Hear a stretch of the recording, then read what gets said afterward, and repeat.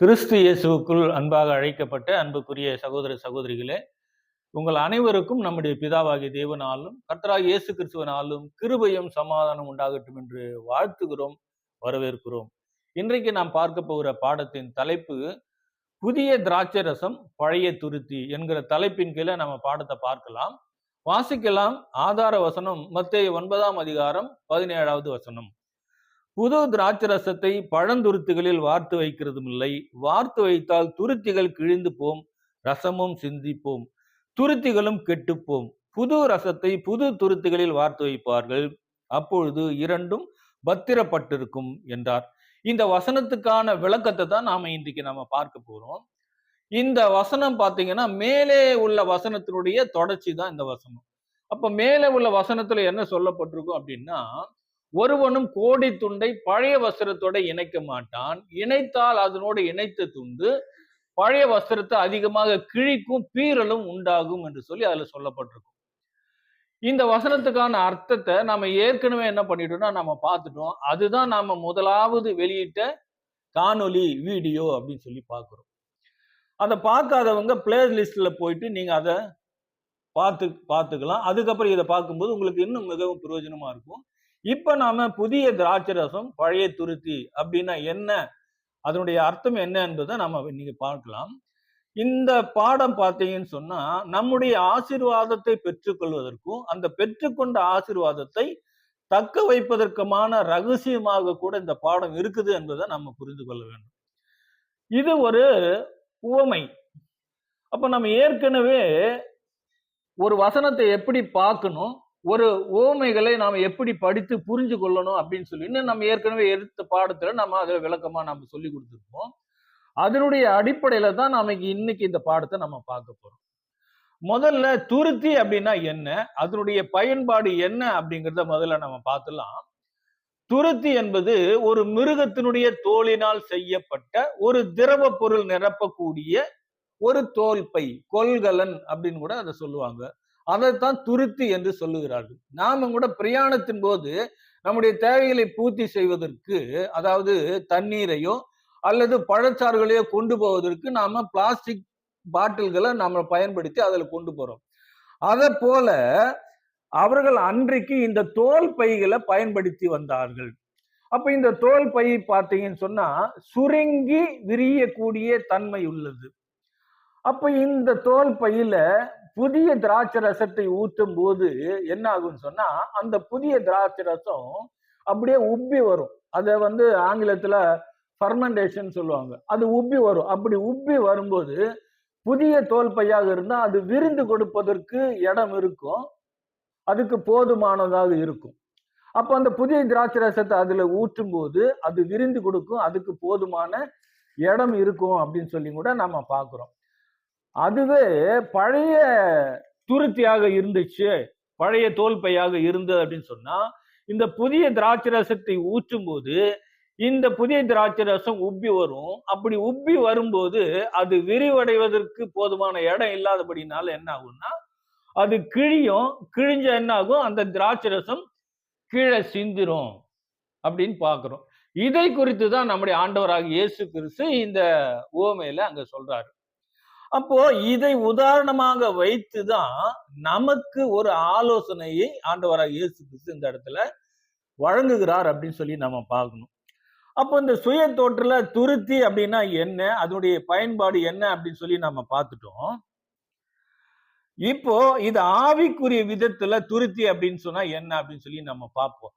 அப்போ துருத்தியின் பயன்பாடு என்ன, ஒரு திரவ பொருளை நிரப்பக்கூடிய ஒரு தோல் பை அப்படின்னு சொல்லி நம்ம பார்த்தோம்.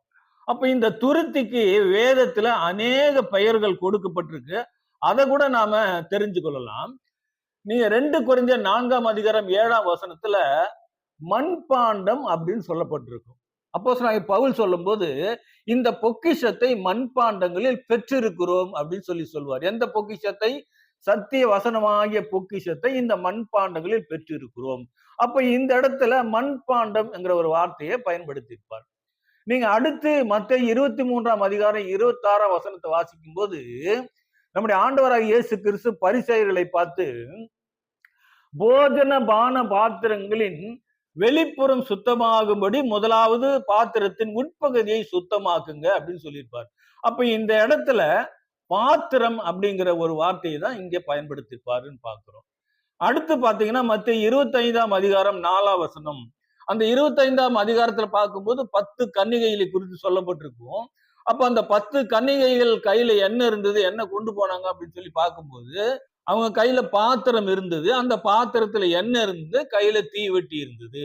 அப்ப இந்த வசனத்துல கூட என்ன சொல்லப்பட்டிருக்குன்னா பாத்திரம் என்கிற ஒரு வார்த்தையை இந்த வசனத்துல பயன்படுத்தியிருக்காங்க அப்படிங்கறதை நாம புரிஞ்சுக்கணும். அடுத்து வெளிப்படுத்தல் 16ஆம் அதிகாரம் 2ஆம் வசனத்துல பாத்தீங்கன்னா கலசம் என்று சொல்லப்பட்டிருக்கும். கலசம்னா சொம்பு, நாம பயன்படுத்துறோம் இல்லையா சொம்பு, அதுதான் அங்க கலசம் என்று சொல்லப்பட்டிருக்கும். முதலாம் தூதன் போய் தன் கலசத்தில் உள்ளதை பூமியின் மேல் ஊற்றினான் அப்படின்னு சொல்லப்பட்டிருக்கும். அப்ப இது எல்லாமே பாத்தீங்கன்னா இந்த துருத்திக்கு கொடுக்கப்படக்கூடிய இன்னொரு பெயர்கள் அப்படிங்கிறத பார்த்து புரிஞ்சுக்கணும். அதாவது மண்பாண்டம் என்று சொன்னாலும், பாத்திரம் என்று சொன்னாலும், கலசம் சொன்னாலும் இந்த துருத்தியை தான் அடையாளப்படுத்துதுங்கிறத அதை கூட நாம எக்ஸ்ட்ராவா நாம புரிந்து வைத்துக் கொள்ள வேண்டும். அப்போ அது மாத்திரமல்ல, அப்ப இந்த நாம பார்த்த இந்த வசனங்கள் மூலம் இந்த துருத்தி என்பது நம்முடைய சரீரத்தை அடையாளப்படுத்துகிறது என்பதை நாம தெளிவா புரிஞ்சுக்கணும். அப்ப இந்த துருத்தி என்பது நம்முடைய, நாம இப்ப பார்த்த வசனங்கள் மூலமாக இந்த துருத்தி என்பது நம்முடைய சரீரத்தை அடையாளப்படுத்துகிறது. அது மாத்திரமல்ல, குறிப்பா சொல்லணும்னா நம்முடைய சிந்தையை அது அடையாளப்படுத்துகிறது அப்படின்னு சொல்லி நம்ம புரிஞ்சுக்கணும்.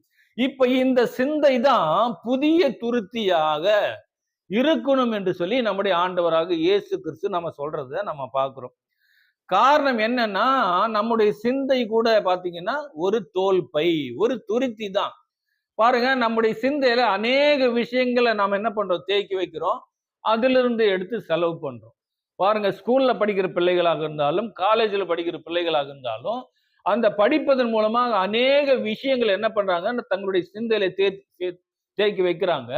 அப்புறம் நடைமுறை வாழ்க்கையில பிராக்டிக்கலா அதை எடுத்து பயன்படுத்துறாங்க. அது மாத்திரமல்ல, உலகத்துல கூட அநேக அனுபவங்களை கற்றுக்கொண்டு தங்களுடைய சிந்தைகளை என்ன பண்றாங்க, ஸ்டோர் பண்ணி வைக்கிறாங்க. தேவைப்படும் போது அதை என்ன பண்றாங்கன்னா செலவழிக்கிறாங்க அப்படின்னு சொல்லி பார்க்கிறோம். இப்ப இங்க பேசுற நான் கூட நான் என்ன செய்தேன் அப்படின்னு சொன்னா, நான் மாத்திரம் இல்ல, ஒவ்வொருவரும் என்ன பண்ணுவாங்கன்னா, முதல்ல வேதத்துல இருக்கிறத கலெக்ட் பண்ணி என்ன செய்யறோம், முதல்ல நாம் சிந்தையில வைக்கிறோம். அதுக்கப்புறம் இப்ப செலவு வழிக்கிறோம் உங்க முன்னாடி.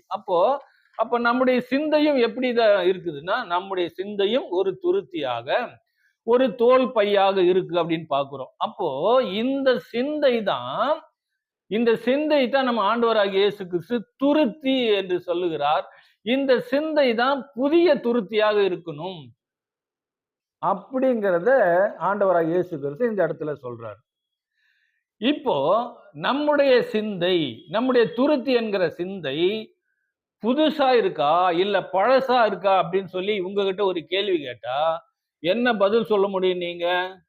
அதாவது அவங்களுக்கு தான் தெரியும் அவங்களுடைய துருத்தி என்கிற சிந்தை புதியதாக இருக்குதா இல்ல பழசா இருக்குதான் அவங்களுக்கு தான் தெரியும் அப்படின்னு சொல்லி பாக்குறோம். ஆனா வேத வசனம் என்ன சொல்லுது அப்படின்னு சொல்லி பார்க்கும்போது 2 கொரிந்தியர் 5ஆம் அதிகாரம் 17ஆம் வசனத்துல ஒருவன் கிறிஸ்துவுக்குள் இருந்தால் புதிய சிருஷ்டியாக இருக்கிறான், பழையவைகள் ஒழிந்து போயின, எல்லாம் புதிதாயின. அப்ப இந்த வசனம் என்ன சொல்லுது அப்படின்னு சொல்லி பார்க்கும்போது, நாம கிறிஸ்துவை ஏற்றுக்கொள்வதற்கு முன்பாக நாம பழைய சிந்தை உடையவர்களாக இருந்தோம், அதாவது பழைய துருத்தியாக இருந்தோம். கிறிஸ்துவை புதிய உடன்படிக்கைக்கு முன்னாடி ஏற்றுக்கொள்வதற்கு முன்பாக, கிறிஸ்துவை ஏற்றுக்கொள்வதற்கு முன்பாக புதிய சிந்தை உள்ளவர்களாக, புதிய துருத்தியாக நாம இருந்தோம். இப்போ கிறிஸ்துவை ஏற்றுக்கொண்ட பிறகு நாம எப்படி இருக்கோமா, புதிய சிருஷ்டியாக, புதிய சிந்தை உடையவர்களாக, புதிய துருத்தியாக இருக்கிறோம் அப்படின்னு சொல்லி இந்த வேத வசனங்கள் சொல்லுகிறத நாம பார்க்கிறோம். சரி, அப்படின்னா என்ன அர்த்தம்? புதிய சிந்தை உடையவராக புதிய துருத்தியாக இருக்கிறோம் அப்படின்னா என்ன அர்த்தம் அப்படின்னு சொல்லி நாம இன்னும் கொஞ்சம் கூடுதலான விளக்கம் நமக்கு தேவைப்படும் போது எபேசியர் 2ஆம் அதிகாரம் 3ஆம் வசனம் அதுக்கு ஒரு எக்ஸ்ட்ரா ஒரு விளக்கம் கொடுக்குது. அந்த 2:3 என்ன வாசித்தோம் அப்படின்னா, நாம முற்காலத்துல எப்படி இருந்தோம், கீழ்ப்படியாமையின் பிள்ளைகள் இடத்துல கிரியை செய்கிற ஆகாயத்து அதிகார பிரபுக்கு ஏற்றபடி நாம் என்ன பண்றோம், செய்து கொண்டு வந்தோம். நம்முடைய மாம்சமும் மனசும் விரும்பினதை நாம செய்து கோபாக்கினின் பிள்ளைகளா இருந்தோம் அப்படின்னு சொல்லப்பட்டிருக்கு. அப்போ என்ன சொல்லப்படுது அப்படின்னு சொன்னா, முற்காலத்துல நாம நம்முடைய சிந்தை நம்முடைய சிந்தையினுடைய விருப்பத்தின்படியே செய்வதற்கு நாம ஒப்பு கொடுத்தோம். இப்போ என்ன பண்றோம்? புதிய உடன்படிக்கைக்குள்ள கிறிஸ்துவை ஏற்றுக்கொண்டு வந்த பிற்பாடு நாம என்ன பண்றோமா, தேவனுடைய சித்தத்தின்படி செய்வதற்கு நம்முடைய சிந்தையை ஒப்பு கொடுத்திருக்கிறோம். ஆகையினால புதிய துருத்தியாக இருக்கிறீங்க அப்படின்னு சொல்லி வேதம் சொல்லுகிறது. அப்ப இன்னைக்கு அநேகர் என்ன பண்ணிருப்போம்னா, நாம கிறிஸ்துவை ஏற்றுக்கொண்டு ஞானஸ்தானம் எடுத்துட்டு வந்து அநேகர் பல வருஷம் இருக்கும் இல்லைங்களா? பல பல வருஷம் இருக்கும். சில பேருக்கு மாதங்கள் இருக்கும், சில பேருக்கு பல வருஷங்கள் ஆகியிருக்கலாம். அப்படி இருக்கும்போது இன்றைக்கு நம்முடைய துருத்தி என்கிற சிந்தைய அவங்க நம்மை நாமே சோதிச்சு பார்ப்போம். நம்முடைய சிந்தைங்கிற துருத்தி புதியதாக இருக்கிறதா இல்ல பழையதாக இருக்குதா என்று நம்மை நாம என்ன பண்ணுவோம்? நாம சோதிச்சு பார்ப்போம். நல்லா ஒரு விஷயத்த கவனிங்க. இப்ப நாம கிறிஸ்துவுக்குள் வந்த உடனேயே நாம புதிய துருத்தியாக என்ன பண்றது இல்ல, புதிய சிந்தை உடையவர்களாக மாறுவது இல்ல. சிந்தை உடையவர்களாக மாறுவதில்லை. ஆனா வேதம் என்ன சொல்லுதுன்னா, புதிய துருத்தியா இருக்கிறீங்க அப்படின்னா சொல்லப்படுது. அப்போ ஒரு விஷயத்துல சும்மா அப்பதான் புதிய துருத்தி, புதிய சிந்தைக்கு நம்ம மாறி இருக்கிறோம். ஆனா முழுமையாக நாம நம்முடைய சிந்தை புதுசா மாறிச்சானா இல்ல. நம்முடைய ஆண்டவராக இயேசு கிறிஸ்து சொன்னாரு இல்லைங்களா? மத்திய 23ஆம் அதிகாரம் 26ஆம் வசனத்துல, முதலாவது போஜன பான பாத்திரங்கள் வெளிப்புற சுத்தமாகும்படி முதலாவது உட்புறத்தை சுத்தமாக்கு அப்படின்னா, அந்த பாத்திரத்தை நம்ம கழுவி கழுவி கழுவி கழுவி என்ன பண்ணணும்? சுத்தமாக்கணும் அப்படிங்கிறத பாக்குறோம். அப்ப கிறிஸ்துவுக்குள் வந்த உடனேயே நம்ம புது சிருஷ்டியா மாறிட்டோமா? நம்முடைய குணாதிசயங்கள் எல்லாமே போயிருச்சா? கிறிஸ்துவை போல நம்ம மாறிட்டோமான்னு இல்ல. அப்பதான் உள்ள வந்திருக்கிறோம். அதுக்கப்புறம் தான் நாம இன்னும் மாறணும். நம்மளுடைய பயிற்சியின் மூலமாக, முயற்சி மூலம் மாறணும். அப்போ இங்க என்ன செய்யணும்னா, நம்ம கழுவி கழுவி நம்முடைய சிந்தையை கழுவி கழுவி சுத்தம் பண்ணும்போதுதான் புதிய துருத்தியாக, புதிய சிந்தையாக மாறும் என்பதை கூட நாம் என்ன பண்ணணும்? புரிஞ்சுக்கணும். அப்ப ஆண்டவர் என்ன சொல்றார் அப்படின்னா, புதிய துருத்தியாக இருந்தால்தான், புதிய சிந்தையுடையவர்களாக இருந்தால்தான் இந்த புதிய திராட்சரசம் தங்கும் அப்படின்னு சொல்றாரு. புதிய சிந்தையுடையவர்களாக இருந்தாதான் அந்த புதிய திராட்சரசம் என்ன பண்ணும்? அவங்களுக்குள்ள இருக்கும், தங்கும் அப்படிங்கிற விஷயத்த சொல்றார். அப்படி இல்லைன்னா அந்த திராட்சை ரசம் வெளியில சிந்திரும். வெளியில சிந்திரும்னா என்ன அர்த்தம்? ஆசீர்வாதங்கள் கிடைக்காது அப்படிங்கறத சொல்றார். அப்ப நாம புதிய துருத்தியாக மாறுவது இருப்பது அவசியம் என்பதை நாம இந்த நேரத்துல புரிந்து கொள்ள வேண்டும். சரி, இப்ப துருத்தி அப்படின்னா என்னன்னு சொல்லி நாம பார்த்துட்டோம். அடுத்து இந்த புதிய திராட்சரசம் என்று சொல்றாரு. அப்ப அந்த புதிய திராட்சரசம் என்றால் என்ன? அது எதை அடையாளப்படுத்துகிறது அப்படின்னு சொல்லி கூட நாம வேத வசனத்தின் மூலமாக ஆராய்ந்து பார்க்கலாம். ஏசாயா 65ஆம் அதிகாரம் 8ஆம் வசனம் என்ன சொல்லுதுன்னா, கர்த்தர் சொல்லுகிறது என்னவென்றால், ஒரு திராட்சை குலையில் ரசம் காணப்படும் போது அதை அழிக்காதே, அதிலே ஆசீர்வாதம் உண்டென்று சொல்லுகிறபடி நான் என் ஊழியக்காரர் நிமித்தம் அனைத்தையும் அழிக்காதபடி செய்வேன். அப்ப இந்த வசனம் என்ன சொல்லுதுன்னா, திராட்சை ரசம் என்பது ஆசீர்வாதத்தை குறிப்பதாக இருக்குதுன்னு சொல்லி இந்த வசனம் சொல்லுகிறது. இன்னும் ஒரு 2 வசனத்தை கூட நம்ம வாசிக்கலாம். நீதிமொழிகள் 3ஆம் அதிகாரம் 9, 10 2 வசனங்களை கூட வாசிக்கும் போது, உன் பொருளாலும் உன் எல்லா விளைவின் முதற் பலனாலும் கர்த்தரை கனம் பண்ணு. 10வது வசனம், அப்பொழுது உன் களஞ்சியங்கள் பூரணமாய் நிரம்பும், உன் ஆலைகளில் திராட்சரசம் புரண்டு ஓடும். இங்க பாருங்க, அப்பொழுது உன் களஞ்சியங்கள் பூரணமாய் நிரம்பும், உன் ஆலைகளில் திராட்சரசம் புரண்டு ஓடும். அப்ப இந்த வசனம் கூட நாம என்னதான் சொல்லுது அப்படின்னு சொல்லி பார்க்கும்போது, திராட்சரசம் என்பது ஆசீர்வாதத்தை அடையாளப்படுத்துகிறதாக இருக்குதுன்னு சொல்லி இந்த வசனங்கள் எல்லாமே உறுதிப்படுத்துகிறது என்பதை நாம புரிந்து கொள்ள வேண்டும். அப்ப இந்த வசனங்கள் மூலமாக திராட்சரசம் என்பது ஆசீர்வாதத்துக்கு அடையாளமாக சொல்லப்பட்டது என்பதை நாம புரிந்து கொள்கிறோம். அடுத்து, அப்ப புதிய திராட்சரசம் என்பது எதை அடையாளப்படுத்துகிறது அப்படின்னு சொல்லி பார்க்கும்போது, புதிய ஆசீர்வாதத்தை அடையாளப்படுத்தும். புதிய திராட்சரசம் என்பது எதை அடையாளப்படுத்தும்னா, புதிய ஆசீர்வாதத்தை அடையாளப்படுத்தும். அப்ப அந்த புதிய ஆசீர்வாதம் எதன் மூலம் வருது அப்படின்னு சொல்லி பார்க்கும்போது, புதிய உடன்படிக்கையின் மூலம் வருகிறது. புதிய உடன்படிக்கையின் மூலம்தான் புதிய ஆசீர்வாதம் வருது அப்படிங்கிறத நாம புரிந்து கொள்ள வேண்டும். அப்ப புதிய உடன்படிக்கையின் மூலமாக நமக்கு என்னெல்லாம் ஆசீர்வாதங்கள் வருது அப்படின்னு சொல்லி பார்க்கும்போது அது ஒரு பெரிய லிஸ்டே போடலாம், ஒரு பெரிய பட்டியல் போடலாம். ஆனா சுருக்கமாக ஒரு 4 விஷயத்தை மாத்திரம் நாம பார்க்கலாம். முதலாவது என்ன ஆசீர்வாதம் வந்தது அப்படின்னா, புதிய உடன்படிக்கைக்குள்ள நாம வர்றதுக்கு முன்னாடி நாம எல்லாரும் எப்படின்னா பாவிகளாக இருந்தோம். இப்ப புதிய உடன்படிக்கைக்குள்ள வந்த பிற்பாடு என்ன எப்படி இருக்கிறோம்னா நீதிமானாக்கப்பட்டு இருக்கிறோம். இது முதலாவது நமக்கு கிடைக்கக்கூடிய முதல் ஆசீர்வாதம் பார்க்கிறோம். இலவசமாக நம்ம நீதிமானாக்கப்பட்டு முதலாவது ஆசீர்வாதம். இரண்டாவது பார்க்கும்போது அப்ப முதல்ல என்னன்னா கிரியை தான் பிரதானமாக இருந்தது. நாம என்ன செய்யணும்னா நாம ரொம்ப கிரியை செய்யணும், ரொம்ப பர்ஃபெக்டாவே ஒவ்வொரு விஷயத்தையும் செய்யணும். அப்பதான் நாம எப்படி இருப்போம், அப்ப கிரியை தான் முக்கியமாக இருந்தது அப்போ. ஆனா இன்றைக்கு புதிய உடன்படிக்கையில விசுவாசம் தான் பிரதானமாக இருக்கு. பிரதானம்னா அதுதான் முதல்ல முக்கியமாக இருக்குது. அப்ப அந்த விசுவாசத்தின் மூலமாக தான் நாம கிரியை கூட நாம செய்ய முடியும். அதாவது சுத்தமா கிரியையே செய்யக்கூடாதுன்னு இல்ல, அந்த விசுவாசத்தின் மூலமாக தான் நம்ம கிரியை செய்ய முடியுங்கிறத நம்ம என்ன பண்ணிக்கணும், தெரிந்து கொள்ள வேண்டும். இது இரண்டாவதாக ஆசீர்வாதம். மூன்றாவதாக ஆசீர்வாதத்தை பார்க்கும்போது முதல்ல நாம இருளில் இருந்தோம், இப்ப வெளிச்சத்தில் இருக்கிறோம். முதல்ல பாருங்க, கடவுள் அப்படின்னா யாருன்னே தெரியாது, நாம யாரும் கூட நமக்கு தெரியாது, நம்முடைய மனுஷனுடைய மரணத்துக்கு பின்ன என்ன சம்பவிக்குங்கிறதும் யாருக்கும் தெரியாது. இந்த உலகம் எப்படி அடுத்த கண்டிஷனுக்கு போக போகுது, பரலோகம் ஒண்ணு இருக்கா, என்ன விஷயங்கள் எதுவுமே தெரியாது. ஆனா புதிய உடன்படிக்கைக்குள்ள வந்ததுக்கு அப்புறம் நமக்கு எல்லாவற்றையும் தேவன் தெரியப்படுத்திட்டார் பாருங்க. நம்ம பிறக்காததுக்கு முன்ன முதல்ல ஆதியில என்ன இருந்தது அப்படிங்கறது தெரிஞ்சு சொல்லிட்டாரு. இப்ப என்ன நடந்து கொண்டிருக்குது அப்படிங்கறதே நமக்கு தெரியப்படுத்திட்டாரு. இனிமேல் என்ன நடக்க போகுது, நமக்கு என்ன ஆசீர்வாதங்கிறத ரொம்ப தெளிவா என்ன பண்ணிட்டாருன்னு சொல்லிட்டாரு. இதுதான் பாத்தீங்கன்னா நமக்கு கிடைச்சிருக்கிற மிகப்பெரிய வெளிச்சம் அப்படிங்கிறத கூட நாம புரிஞ்சுக்கணும். இது மிகப்பெரிய ஆசீர்வாதம். அடுத்து சொல்லும் போது பாத்தீங்கன்னு சொன்னா எல்லாருமே எங்க என்ன பண்ணாங்கன்னா எல்லாரையும் மரணம் ஆண்டு கொண்டது. எல்லாரும் மரணத்துக்கு நேராக போய் கொண்டிருந்தாங்க. ஆனா புதிய உடன்படிக்கைக்குள்ள வரும்போது மிகப்பெரிய ஆசீர்வாதம் என்னன்னா அனைவரையும் நித்திய ஜீவன் ஆண்டு கொண்டது.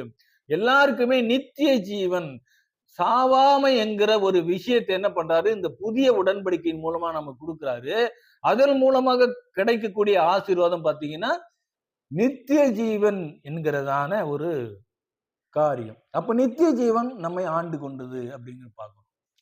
இப்ப இது எல்லாமே இந்த ஆசீர்வாதங்கள் எல்லாமே எதன் அடிப்படையில ஒருவருக்கு கிடைக்கும், அவருக்குள்ள தங்கும் அப்படின்னு சொல்லி பாத்தீங்கன்னா இந்த புதிய உடன்படிக்கையின் அடிப்படையில, இந்த புதிய துருத்தியின் அடிப்படையில, புதிய சிந்தையின் அடிப்படையில தான் ஒருவருக்கு அந்த ஆசீர்வாதங்கள் கிடைக்கும். மாத்திரமல்ல நிரந்தரமாக அவங்களுக்குள்ள தங்கும் என்பதை நாம இந்த இடத்துல நாம புரிந்து கொள்ள வேண்டும். அப்போ இந்த ஆவிக்குரிய ஆசீர்வாதம் மாத்திரம் இல்ல, நல்லா கவனிங்க. நாம மேலே பார்த்தது எல்லாமே ஆவிக்குரிய ஆசீர்வாதங்கள். அந்த ஆவிக்குரிய ஆசீர்வாதங்கள் மாத்திரமல்ல, நம்ம இந்த பூமியில் வாழ்கிற நாட்களில நமக்கு தேவையான சரீர பிரகாரமான ஆசீர்வாதங்கள் கூட எதின் அடிப்படையில் நமக்கு கிடைக்கும், அது நிரந்தரமாக தங்கும் அப்படின்னு சொல்லி பார்க்கும்போது புதிய துருத்தியின் அடிப்படையில, புதிய சிந்தையின் அடிப்படையில தான் நமக்கு கிடைக்கும் என்பதை நாம என்ன பண்ணணும், புரிந்து கொள்ள வேண்டும். பாருங்க, இன்றைக்கு நமக்கு ஆசீர்வாதம் தங்கல, அநேகருக்கு ஆசீர்வாதம் தங்கல அப்படின்னு சொன்னா அதுக்கெல்லாம் என்ன காரணம் அப்படின்னு சொல்லி பார்க்கும்போது நம்முடைய துருத்தி என்கிற சிந்தை தான் காரணம் என்று சொல்லி வேத வசனங்கள் சொல்லுகிறத நாம பார்க்கிறோம். இது பழைய ஏற்பாட்டு புஸ்தகத்துல கூட இதற்கான காரணத்தை தேவன் எழுதி வச்சிருக்கிறார். ஏன் நமக்கு ஆசீர்வாதம் தங்கல அப்படின்ட்டு அந்த பழைய உடன்படிக்கைக்குள்ள சில விஷயங்களை சொல்லி வச்சிருக்காரு. அதை கூட நம்ம வாசிக்கலாம். ஆகாய் 1ஆம் அதிகாரம் 5-7 வரைக்கும் உள்ள வசனங்களை வாசிக்கலாம். முதல்ல, இப்போதும் சேனைகளின் கர்த்தர் சொல்லுகிறார், உங்கள் வழிகளை சிந்தித்து பாருங்கள். அப்ப உங்களை வழிகளை சிந்தித்து பாருங்கன்னா நாம எப்படி வழி நடக்க முடியும்? நம்ம சிந்தை எதனுடைய அடிப்படையில் இருக்குதோ அதன்படிதான் நாம என்ன பண்ணுவோம், செயல்பட முடியும். அப்போ இங்க என்ன சொல்றாருன்னா உங்க வழிகளை சிந்தித்து பாருங்கன்னு சொன்னா உங்க சிந்தை எப்படிப்பட்டதா இருக்குது அப்படிங்கிறத முதல்ல சிந்தித்து பாருங்க தான் அதோடைய அர்த்தமாக இருக்குது. அடுத்து என்ன சொல்றான்னா, நீங்க திரளாய் விதைத்தும் கொஞ்சமாய் அறுத்து கொண்டு வருகிறீர்கள். நீங்கள் புசித்தும் திருப்தியாகவில்லை, குடித்தும் பரிபூர்ணம் அடையவில்லை. நீங்கள் வஸ்திரம் உடுத்தியும் ஒருவருக்கும் குளிர் விடவில்லை. கூலியை சம்பாதிக்கிறவன் பொத்தலான பையிலே போடுகிறவனாய் அதை சம்பாதிக்கிறான். உங்கள் வழிகளை சிந்தித்து பாருங்கள் என்று சேனைகளின் கர்த்தர் சொல்லுகிறார். பாருங்க, இதுதான் இங்க காரணமாக இருக்கு. அநேகர் என்ன பண்றாங்கன்னா, பொத்தலான் கூலியை சம்பாதிக்கிறவன் பொத்தலான பையில போடுற மாதிரி இருக்கு. அப்போ ஒரு பை பொத்தலா இருந்தா அதுல போடும் போது கொஞ்ச நேரமாக நிக்குமானா நிக்காது. அது போட்ட உடனே அந்த வேகத்துல என்ன பண்ணுறோம், கீழே விழுந்து அது காணாம போயிடும். அதே போலதான் நமக்கு வரக்கூடிய ஆசீர்வாதங்கள். ரொம்ப கஷ்டப்பட்டு நம்ம என்ன பண்றோம், கஷ்டப்பட்டு நம்ம சம்பாதிக்கிறோம். ஆனா அந்த அந்த காசை நம்ம இப்படி வாங்குறோம், வாங்குறதும் தெரியல, போறதும் தெரியல. இந்த கண்டிஷன்ல நம்முடைய வாழ்க்கை இருக்கு அப்படின்னா அதுக்கு என்ன காரணம் அப்படின்னா, வேத வசனம் சொல்லுகிறது, நீங்க என்ன பண்றீங்க, உங்கள் வழிகளை சிந்திச்சு பாருங்க, ஏன் இதெல்லாம் நடக்குது அப்படின்ட்டு. அதுக்கு எதனால இதெல்லாம் நடந்தது, இந்த மாம்ச இஸ்ரவேலருக்கு ஏன் நடந்தது அப்படிங்கிறத இந்த இடத்துல பதிவு செய்கிறார். 9ஆம் வசனத்தை வாசிக்கலாம். ஆகாய் 1ஆம் அதிகாரம் 9ஆம் வசனம் வாசிக்கும் போது, அதிகமாய் வரும் என்று நீங்கள் எதிர்பார்த்திருந்தும் இதோ கொஞ்சமாய் கிடைத்தது. நீங்கள் அறுத்து வீட்டுக்கு கொண்டு வந்தும் நான் அதை ஊதி போடுகிறேன். எது நிமித்தம் என்றால், என் வீடு பாழாய் கிடக்கும் போது நீங்கள் எல்லாரும் அவனவன் தன் தன் வீட்டிற்கு ஓடி போகிறீர்களே, இது நிமித்தமே என்று சேனைகளின் கர்த்தர் சொல்லுகிறார். அவர் என்ன செய்யறாரா, அநேக நீங்க அறுத்து நீங்க கொண்டு வரத நான் ஊதி போடுறேன். அப்போ ஆசீர்வாதம் தங்காம இருப்பதற்கு தேவனே நான் நான் தான் காரணம்னு இங்க பதிவு பண்றாரு. இது ரொம்ப ஆச்சரியமான விஷயமாக கூட இருக்கு.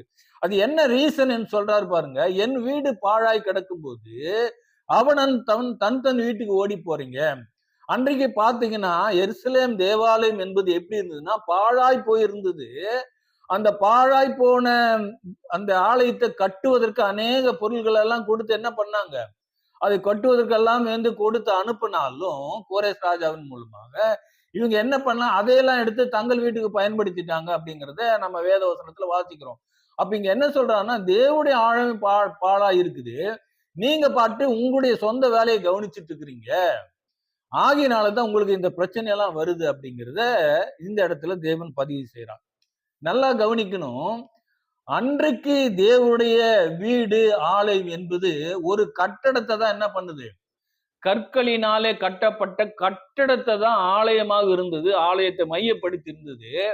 அதை இஸ்ரவேலர் பராமரிக்கல, பாதுகாக்கல. ஆகையினால அவங்களுக்கு இந்த பிரச்சனை, அவங்களுக்கு இந்த பஞ்சங்கள், அவங்களுடைய காரியங்கள், அவங்களுக்கு ஆசீர்வாதம் தங்கலை அப்படிங்கிறது சொல்றாரு. அப்போ இன்றைக்கு அதை அப்படியே நாம் எடுத்துக்கொள்ளும் போது, இன்றைக்கு ஆலயம் என்பது ஒரு கட்டடத்தை குறிப்பதாக இல்லை, இன்றைக்கு நீங்களே தேவனுடைய ஆலயம் அப்படின்னு சொல்லிட்டார். அப்ப நாமே இன்றைக்கு ஆலயமா இருக்கிறோம். அப்ப நம்முடைய சரீரமே ஆலயமா இருக்கும்போது நம்முடைய சரீரம் எப்படி இருக்கு, நம்முடைய இந்த ஆலயத்தை நாம எப்படி பராமரிக்கிறோம், இந்த சிந்தையை நாம எப்படி பராமரிக்கிறோம் அப்படிங்கிறத இந்த வசனத்தின் மூலமாக கூட நாம தெரிஞ்சுக்கணும். அன்றைக்கு அந்த ஆலயத்தை பராமரிக்கணும்னு சொல்லும் போது, இன்றைக்கு ஆலயம் என்பது நம்முடைய சரீரத்தையும் நம்முடைய சிந்தையும் அது குறிக்கிறது. அப்ப இந்த சரீரமும் சிந்தையும் எப்படி இருக்கணும், நாம பழுது பார்க்கணும், நாம ரொம்ப பரிசுத்தமாக வைத்திருக்க வேண்டும் என்று தேவன் விரும்புகிறார். அப்படி இல்லைன்னு சொன்னா நமக்கு ஆசீர்வாதம் கிடைக்காது என்பதை இந்த வசனங்கள் மூலமாகவும் நாம பார்த்து வருகிற அந்த புதிய துருத்தி, பழைய பழைய புதிய திராட்சை ரசம், அந்த பழைய துருத்தி மூலமாக கூட நாம அதை புரிந்து கொள்ளுகிறோம். அப்போ எதன் அடிப்படையிலன்னா நம்முடைய சிந்தையின் அடிப்படையில தான் இந்த ஆசீர்வாதங்கள் நமக்கு கிடைக்கும், தங்கும் என்பதை புரிந்து கொள்ள வேண்டும். இதைத்தான் நம்முடைய ஆண்டவராக இயேசு கிறிஸ்து கூட புதிய உடன்படிக்கையில் அவரே என்ன சொல்றார் அப்படின்னு சொல்லி பார்க்கும்போது, அதாவது எண்ணத்தை உண்போம் எண்ணத்தை குடிப்போம் என்று உங்கள் ஜீவனுக்காகவும் எண்ணத்தை உடுப்போம் என்று உங்களுடைய சரீரத்துக்காகவும் நீங்க என்ன பண்ணாதீங்க, கவலைப்படாதீங்க. முதலாவது உங்களுடைய சிந்தையில தேவனுடைய சித்தத்தை நிறைவேற்றி செயல்படுங்க. அதுக்கப்புறம் உங்களுடைய எல்லா தேவைகளும் சந்திக்கப்படும், உங்களுக்கு ஆசீர்வாதங்கள் கிடைக்கும், தங்கும் என்று நம்முடைய ஆண்டவராக இயேசு கிறிஸ்து கூட மத்தேயு 6ஆம் அதிகாரத்துல கடைசியா வாசிக்கும் போது அதுல சொல்றாரு, 33ஆம் வசனத்துல ரொம்ப தெளிவாவே என்ன பண்றாரு சொல்றாரு, உங்களுடைய சிந்தையில முதலாவது தேவனுடைய சித்தத்தின்படி செய்வதற்கு நீங்க ஒப்பு கொடுத்து நடங்க. அதுக்கப்புறம் உங்களுக்கு எல்லா தேவைகளும் சந்திக்கப்படும் என்கிறத புதிய உடன்படிக்கை மூலமாக நம்முடைய ஆண்டவரை இயேசு கிறிஸ்து சொல்வதை கூட நாம பார்க்கிறோம்.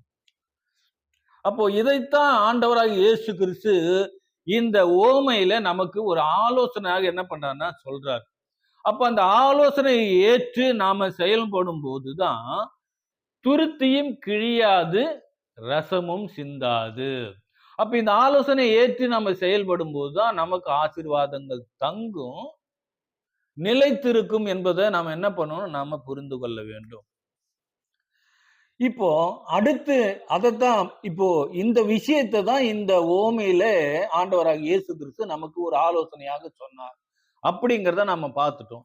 இப்ப அடுத்து நம்ம என்னதான் பார்க்கணும் அப்படின்னு சொல்லி நம்ம பார்க்கும்போது, இந்த சிந்தையை புதிதாக மாற்றுவது என்பது எளிதான காரியமா அப்படிங்கிறத நாம் பார்க்கணும். இந்த சிந்தையை புதுசா மாத்துறதுங்கிறது எளிமையான காரியமா அப்படின்னா எளிமையான காரியம் இல்ல, அதே நேரத்துல முடியாத காரியமும் அல்ல அப்படிங்கிறத நம்ம தெரிஞ்சு கொள்ளணும்.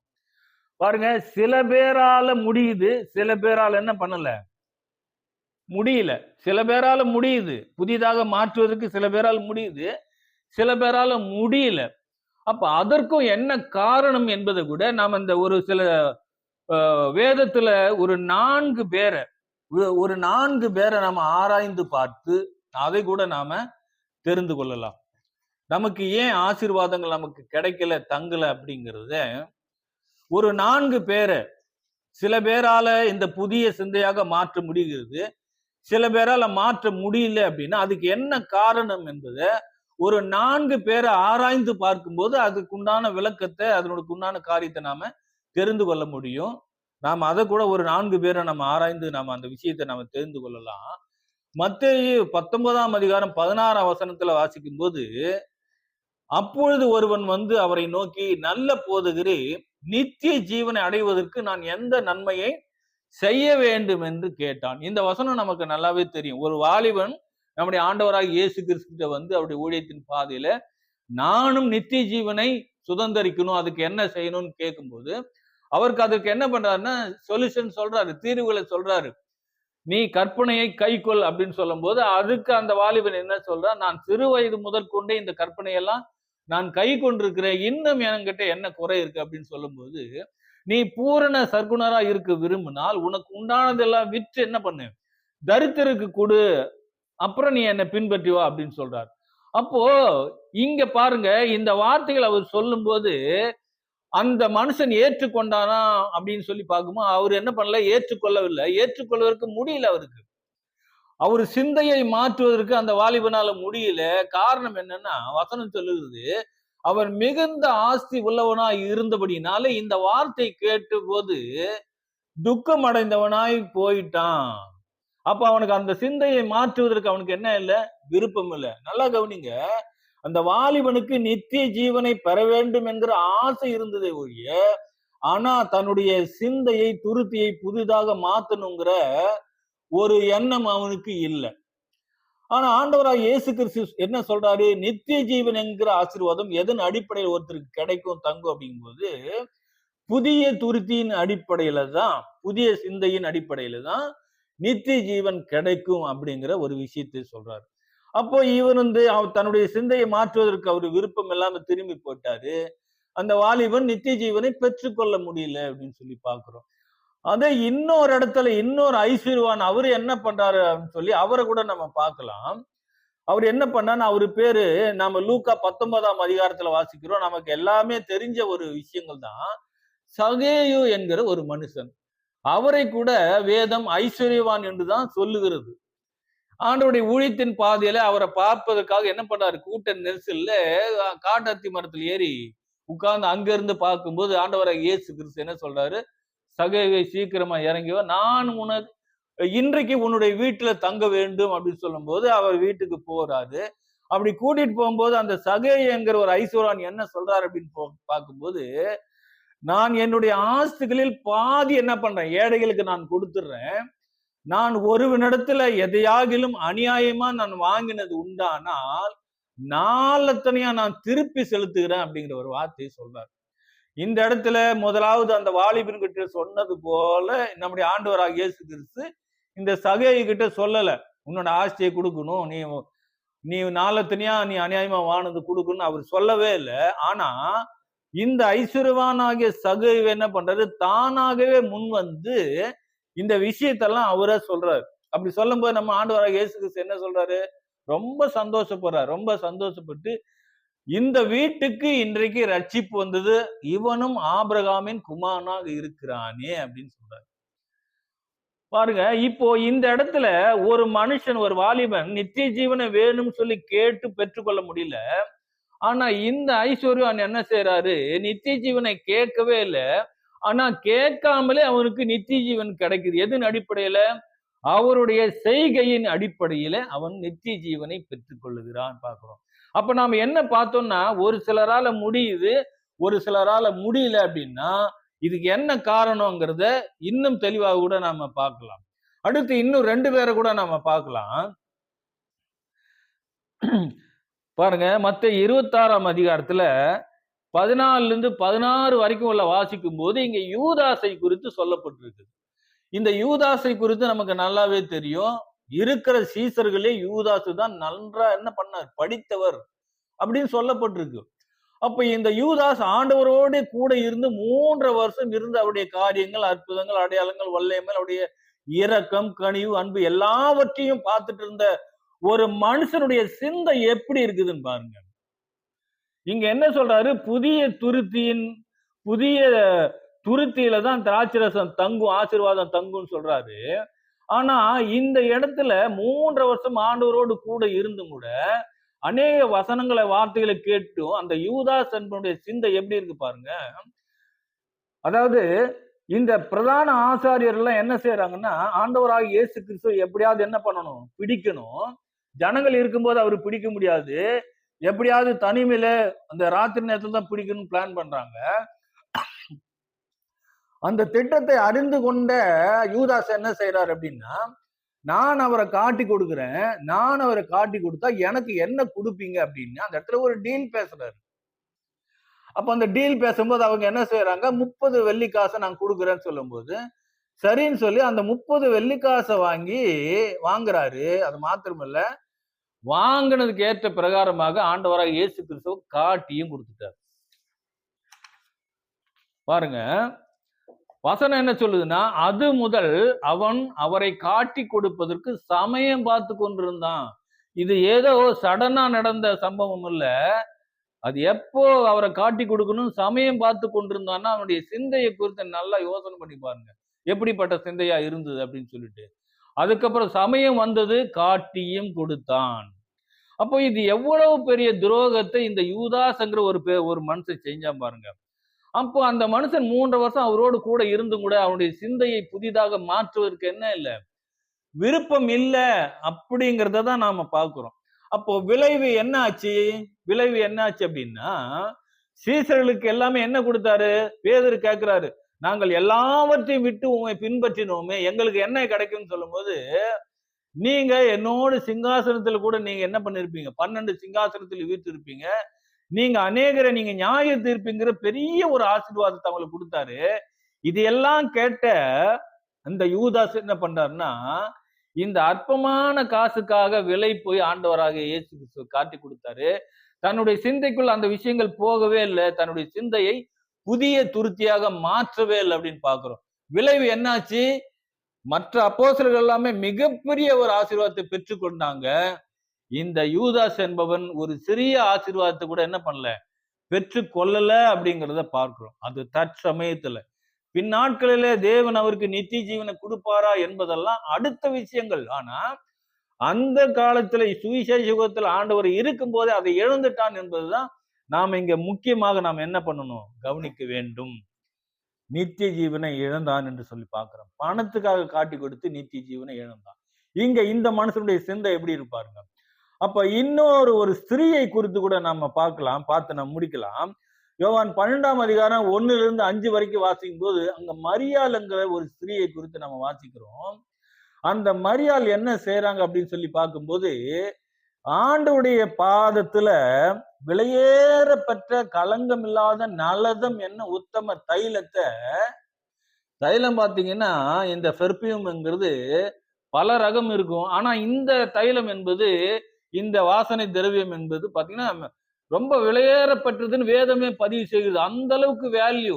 விலையேறப்பட்ட அந்த பரிமள தைலத்தை என்ன பண்ணாலும் ஆண்டவருடைய பாதத்துல ஊற்றினால் அப்படின்னு சொல்லப்பட்டிருக்கு. எல்லாமே என்ன பண்ணுவாங்கன்னா அவங்க வீட்டுக்குள்ள போகும்போது இஸ்ரவேலுடைய வழக்கம் கால்களுக்கு தண்ணீரை கொடுத்து கழுவ சொல்லுவாங்க, கழுவிடுவாங்க இல்லையா? ஆனா இங்க பார்க்கும்போது தண்ணீர் இல்லைங்க. அவ பாருங்க அந்த வாசனை திரவத்தையே அவ காலில் ஊத்தி காலை தொடச்சு விடுறா. எந்த அளவுக்கு ஒரு பெரிய ஒரு சாக்ரிஃபைஸ் பாருங்க.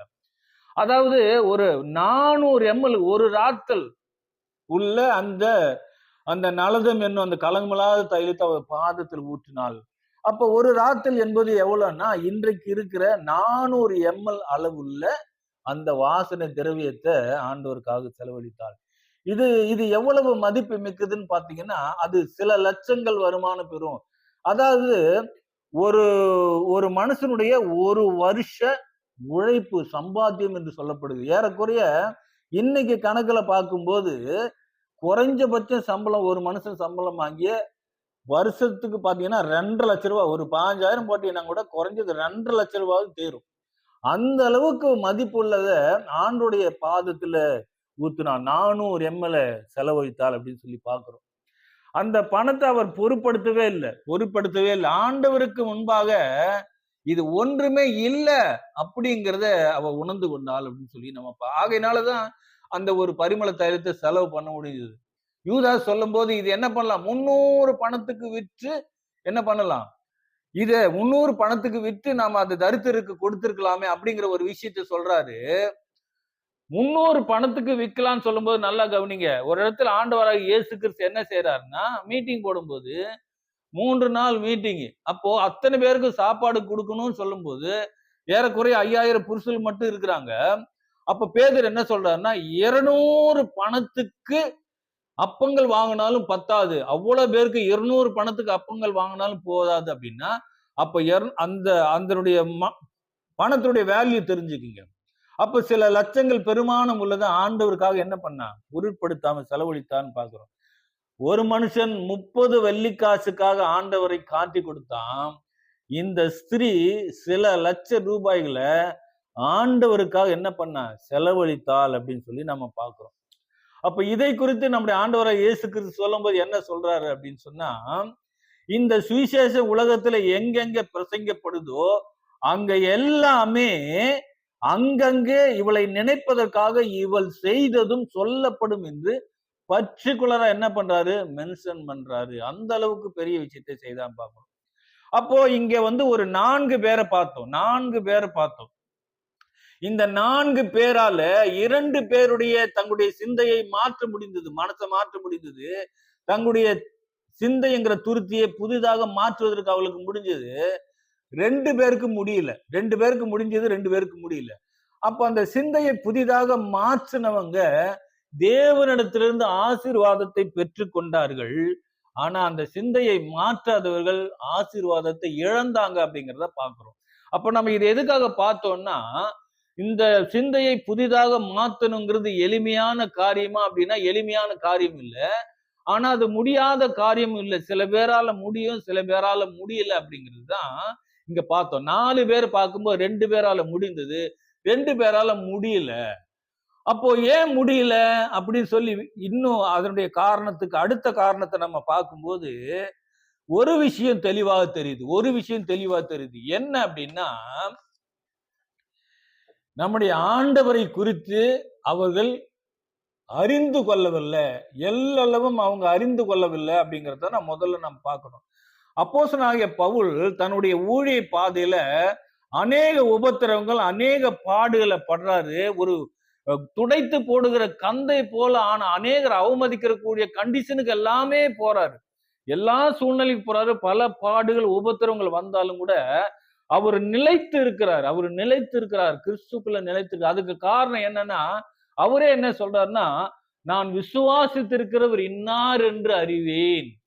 அப்போ நான் அவரை குறித்து அறிந்தபடினால எவ்வளவு பிரச்சனைகள் பாடுகள் வந்தாலும் கூட என்ன பண்ணல, அந்த உறுதித்தன்மையிலிருந்து விடாம இருக்கிறார்னா அவரை அந்த அளவுக்கு நான் அறிந்து வைத்திருக்கிறேன்னு சொல்றார். அப்போ இங்க நம்மனால நம்முடைய சிந்தையை புதிதாக மாற்ற முடியல, புதிய துருத்தியாக மாற்ற முடியல அப்படின்னா என்ன காரணம்னா, நாம ஆராதிக்கிற தேவனை குறித்து, கர்த்தரை குறித்து நாம அறிந்து கொள்ளல அப்படின்னு தான் பாக்குறோம். நம்ம சங்கீதம் 34ஆம் சங்கீதத்துல தாவீது சொல்லும் போது என்ன சொல்லுவார்னா, கர்த்தர் நல்லவர் என்பதை ருசித்து பாருங்கள், அவர் மேல் நம்பிக்கையாய் இருக்கிற மனுஷன் பாக்கியவான்.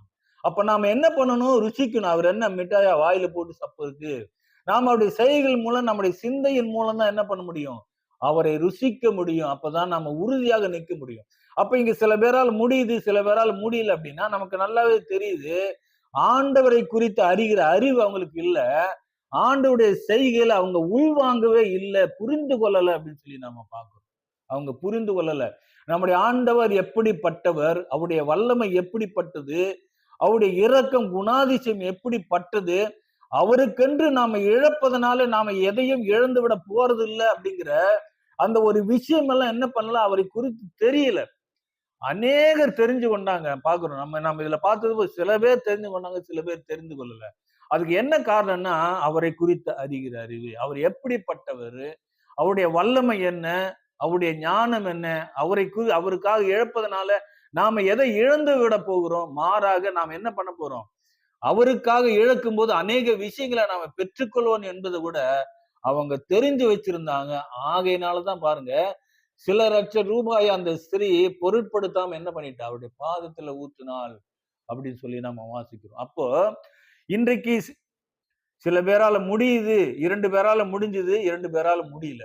சில பேரால முடியுது, சில பேரால முடியல அப்படின்னா அதுக்கு என்ன காரணம்னா, ஆண்டவரை குறித்து அவர்கள் சரியாக அறிந்து கொள்ளவில்லை. நமக்கு வைத்திருக்கிற மேன்மையான ஆசீர்வாதத்தை குறித்து நாம புரிந்து கொள்ளவில்லைன்னு தான் அர்த்தம். வசனம் என்ன சொல்லுகிறதுனா, இக்காலத்து பாடுகள் இனி வரும் மகிமைக்கு ஒப்பிடத்தக்கவைகள் அல்ல என்று எண்ணுகிறேன் அப்படின்னு சொல்லி சொல்லப்பட்டிருக்கு. அப்ப இன்னைக்கு நாம படுகிற பாடுகள் பிரயாசங்கள் எல்லாமே நமக்கு ஒரு பெரிய ஒரு ஆசீர்வாதத்தை தேவன் வச்சிருக்கிறார், மகா பெரிய ஆசீர்வாதம். இந்த பாடுகளுக்கு அதுக்கு முன்னாடி இது எல்லாமே ஒண்ணுமே இல்லை. அவர் நமக்கு வைத்திருக்கிற ஆசீர்வாதத்துக்கு முன்பாக நமக்கு வருகிற இந்த பிரச்சனைகள், இந்த உலகத்துல கிடைக்கிற விஷயம் எல்லாம் ஒண்ணுமே இல்லை அப்படிங்கிறது வேதம் சொல்லுகிறது. இதையெல்லாம் நாம அறிந்தவர்களாக, உணர்ந்தவர்களாக நாம் இருக்கும்போதுதான் ஆண்டவருக்காக நாம் எதையுமே செய்ய முடியும். மாறாக நம்முடைய இந்த துருத்தி என்கிற சிந்தையை புதிதாக மாற்ற முடியும். உடனே மாற்ற முடியாது, உடனே மாற்ற சொல்லல. பொறுமையாக கழுவி இந்த சிந்தை என்ன பண்ணணும், வசனத்தின் மூலமாக கழுவி கழுவி கழுவி நாம புதிய சிந்தையாக துருத்தியாக மாற்றும் பொழுதுதான் இந்த புதிய துருத்திக்குள்ள அந்த புதிய ஆசீர்வாதம் வந்து தங்கும் போதுதான் என்ன பண்ணாது, அந்த துருத்தி கிழியாது, திராட்சரசம் சிந்தாது. அப்ப ரெண்டுமே பத்திரப்பட்டிருக்கும். இந்த புதிய துருத்தியாக இருக்கும்போது இந்த சிந்தையும் நல்லா இருக்கும், அவர் கொடுக்கிற ஆசீர்வாதம் அப்படியே பூரணமாய் நிரம்பும், கிடைக்கும் என்பதுதான் இந்த வசனத்தின் மூலமாக நாம இந்த பாடத்தின் மூலமாக நாம பார்க்கிறோம். ஆகையினால நாம ஆசீர்வாதத்தை பெற்றுக்கொள்ள வேண்டும் என்றால் நம்முடைய சிந்தை எப்படி இருக்கணும், நம்முடைய சிந்தையை நாம மாற்ற வேண்டும். நம்முடைய சிந்தையை மாற்றணும். நம்முடைய சிந்தை புதிய துருத்தியாக மாற்றும் பொழுது அந்த புதிய திராட்சரசம் என்கிற ஆசீர்வாதம் நமக்குள்ள தங்கும். இம்மைக்குரிய ஆசீர்வாதத்தையும் மறுமைக்குரிய ஆசீர்வாதத்தையும் நாம பெற்றுக்கொள்வோம். அந்த ஆசீர்வாதத்தை பெற்றுக்கொள்வதற்கு தேவன் நமக்கு பரிசுத்த ஆவியை தந்து நம்மை வழிநடத்துவாராக. பொறுமையோடு கேட்டவங்கள் அனைவரையும் தேவன் தாமே ஆசீர்வதிப்பாராக. ஆமென்.